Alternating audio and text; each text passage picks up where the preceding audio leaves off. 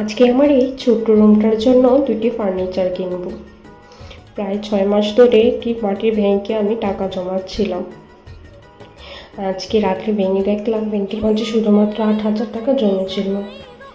এই 8,000 টাকাই আমি হাতে নিয়ে আরও 2,000 টাকা আমার শাশুড়ির কাছ থেকে ধার নিলাম। এখন 10,000 টাকা হলো সর্বমোট। এখন ভাবলাম আমার কাপড় রাখার জন্য খুব অসুবিধা হচ্ছিল। আমি কেবিনেটের ড্রয়ারে কাপড় রাখছিলাম, কাপড়গুলো তেলাপোকা কেটে দিচ্ছিল। এই জন্য ভাবলাম একটা ওয়ারড্রোব কিনবো। আর আমার জুতাগুলো রেখেছিলাম ড্রেসিং টেবিলের ড্রয়ারে। এতে দেখতেও খারাপ দেখাচ্ছে। সাপোনার খেলনাগুলো ড্রেসিং টেবিলের ড্রয়ারে আমি রাখতে পারতাম। এই যে দেখা যাচ্ছে আমার জুতাগুলো। তারপর একটি শু বক্স, একটি ওয়ারড্রোব বানাবো। ওই জন্য সকাল সকাল ঘুম থেকে উঠে রান্না বাড়া করে বাড়ির সব কাজ করে আসলাম আমার রুমটা একটু ভালোভাবে গুছিয়ে নেওয়ার জন্য।